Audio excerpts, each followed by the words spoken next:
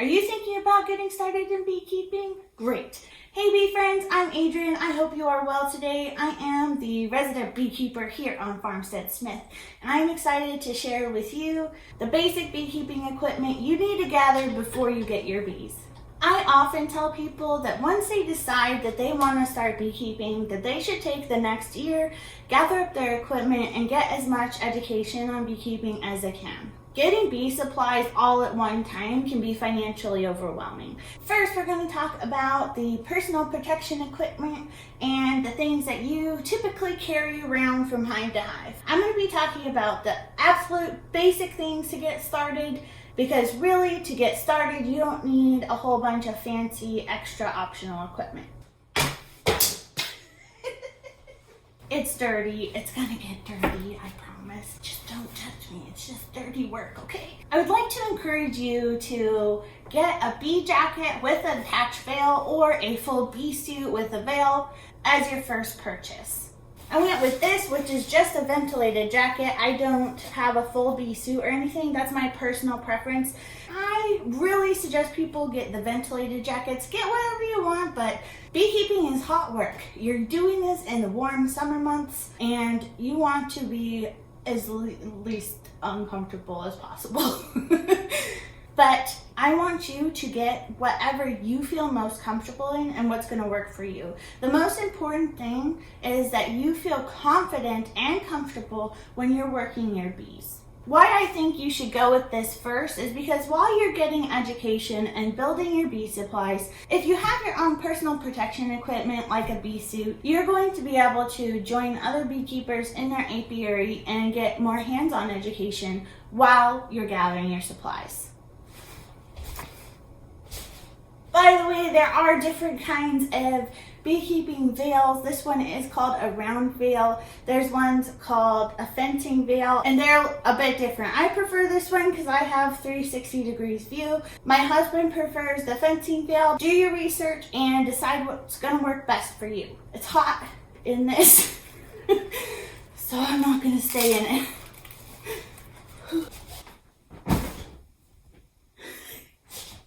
What you have next as far as personal protection are gloves. You can go with regular beekeeping gloves, or you can do what I do and use nitrile gloves.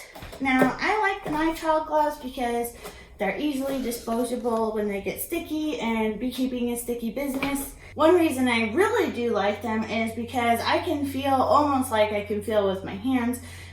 When these are on, I can feel if I accidentally put my finger on a bee or whatever I need to feel. And I find the dexterity much better than when my hands are in these gloves. A lot of people use them and love them. So if you want to go with regular beekeeping gloves, or you want to go with nitrile gloves or gloveless, that is up to you. But again, remember, you need to feel confident and comfortable while you're keeping your bees. Now we're going to talk about what we carry around from hive to hive as we're doing bee inspections. And the first thing of that is your bee smoker. Smoke is used to calm the bees by masking their alarm pheromone while you're working your colonies. Whether or not you are someone who is planning to use a smoker while you beekeep, I encourage you to at least have one on hand so that you won't be in the position of needing one and not having one. The next thing I carry from hive to hive are Hive Tools. There are a variety of different styles of Hive Tools. I encourage you to get more than one, because you will leave one somewhere and not be able to find it when you need it. So I almost always carry at least 2 on me when I am inspecting. I have 3, but I've misplaced the last one, of course. Now, the smoker, the hive tools, the gloves, and the jacket with veil, these are the bare minimum items that I take around with me from hive to hive when I'm doing my beehive inspections. I would also encourage you to take your phone with you, and this is good for emergency situations. Say you got stung too many times and you probably need to call the hospital. Hopefully that doesn't happen. Or, you can be taking notes on your phone or filming what's going on in the hive, and that is good to do in case you have questions of things that's happening in your colonies. Showing your bee friends images and video of your questions is going to help them answer your question a lot easier. So next, obviously, you need some place for your bees to live. There are multiple hive styles that you can start out with, like top bar, long Langstroth hives, or Warre hives. I personally encourage people to go with something that's commonly used. You don't have to, but if you go with something that's used by most people, you'll be able to get help easier. Every hive style is going to have a little bit different care tactics that go along with it. I recommend and use the 8 frame Langstroth hives, which is especially great because it's a little bit less heavy than the 10 frame hives. So let's talk about the basic hive setup. You're going to start out with the bottom board, and you can choose between a screen bottom board or a solid bottom board. Both are great options to go with. I personally use a screen bottom board, but I encourage you to do some research and decide which is going to be best for you and your bees. Next, you're going to need an entrance reducer. The entrance reducers do as they say and reduce the entrance of the hive. They typically have 2 notches, a small notch and a little bit larger notch. So a very small entrance or a little bit larger one. And that just helps the bees defend the hive when they need to, so they don't have such a large entrance to protect. The next thing you're going to need are boxes. There are deep boxes, medium boxes, or shallow boxes. You can do all deep boxes, all medium boxes, a mix of them all, whatever you like. There's really no incorrect way to do this, in my opinion. Just decide what you think is going to work best for you. You can always change it later. If you're getting a nucleus colony or a nuke colony, you may wish to start out with a deep box. Very common for your nuke colonies to come with deep equipment. I personally am moving all my colonies to all medium boxes for the reasons like this is lighter and all the frames will be the same size, so I can easily interchange things between boxes. When I first started, because I purchased nucleus colonies, I used one deep box and continued on with mediums. And that worked well for me. Over time, I was able to get rid of the deep boxes, and now almost all my colonies are in all mediums.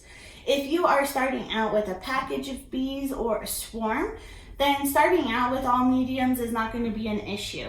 If you're planning on purchasing for a typical setup, that often is 2 deep boxes and 2 mediums to start out with. Some different setups would be using 1 deep and then 3 to 4 medium boxes, or going all mediums, which would probably be 4 to 5 boxes that you might need to purchase.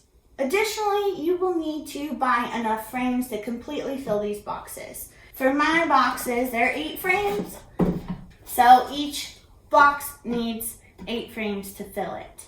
If you're going to go with 10 frame boxes, then be sure to get the additional frames that you need. Deep frames, I'll show you them here. Medium frames. It's important you get the correct size for the correct box. So you see the size difference here? If you decide to go with the setup which requires all medium boxes, you'll obviously just need to do the math and make sure you get enough frames to fill up your boxes. Now that's the bare minimum that you need within your boxes. I am a foundationless beekeeper. Most of my frames look like this, and I allow my bees to build their own. That is not for everyone, and that's okay. There is wax foundation or plastic foundation, and that's okay too. So you'll need to make sure that you are buying enough medium or deep frame foundations for as many frames you want to put foundations in. You can put foundation in all of your frames in the colony, or part of your frames, or none of your frames. And that's all okay. Now, you won't need every single box right away. I personally recommend you have more equipment than you need. In case there's a time you want to set up a new colony, your colonies need extra boxes and frames for whatever reason. Let me tell you, you do not want to find yourself in a situation where you need more equipment and you can't find it. The next item on your list of basic equipment that I think you should get is an inner cover. These go on top of the colonies like this. They are used to prevent the bees from propolizing or gluing the top of the box to the lid, which I'll show you in a second. So this is a basic version of a inner cover. I personally like the ones with the notches. It can create an additional entrance for the bees and help with ventilation. They do sell them without the notches, so if you're set on one way or the other, make sure and double check which one you're purchasing. Another purpose for the inner cover is to keep the bees a bit more calm when you're starting to get into their colony. It hasn't happened to me where they just come flying out in mass or anything through this little hole. Some people will put wire over it. I don't, because I occasionally use the top cover as a way to feed the bees, and they need to come in and out. I haven't seen them ever come like boiling out of the top. I'm sure it's happened to someone, just not to me, so I like to leave it open. And finally, the last part of your full beehive setup will be a lid. This one is called a telescoping cover. And it goes on top of the colony just like that. However many boxes you have up, then the inner cover, then this. And this is the lid I was talking about when I said that the inner cover helps prevent the bees from gluing this to the box. If that happened, you would have a heck of a time opening your colony. There's also something called the migratory lid, and those are perfectly acceptable as well. It's more of a commercial beekeeper thing, but regular beekeepers use it as well. As your colonies grow throughout the season, you will be adding more boxes with more frames on top of your starting boxes, which are called brood boxes. Your brood box can be any size, a medium, a deep, whatever, and it's still a brood box. Brood box just means that's where your bees are laying their brood. The last thing I think people should at least have on hand in case they need it are mouse guards.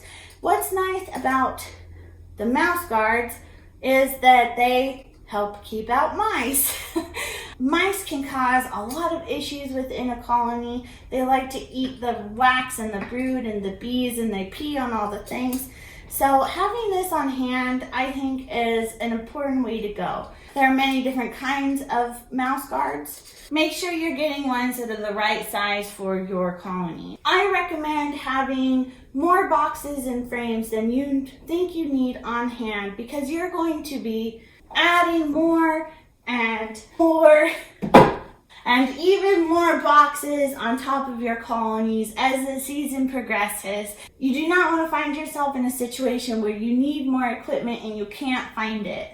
If you're still in the research phase of beekeeping, definitely check out the video, 7 things I think you should do before you spend a dime on any beekeeping equipment. It's really best to start out with 2 hive setups when you're getting going. It's often recommended, and it's really best for learning because you are able to compare one colony to another. And by the way, many of the beekeeping companies, they do sell full hive setups of anything that you need, unless you want to go with a special configuration that you cannot find in a full setup. You should be good to go with one of their hive kits. Once you get all your equipment you've got it put together, you've painted or otherwise protected the wood, all you need to do is get a flat area outside, a couple cinder blocks or a different kind of hive stand. Also grab some straps to strap your hives down to the cinder blocks so you don't end up like me and have a hive blow over in the wind. You won't regret it. Once you have everything set up, you are ready to get your bees. If you are interested in learning more about beekeeping or other homestead related stuff, be sure to subscribe to the channel and hit the notification bell so you don't miss out on anything.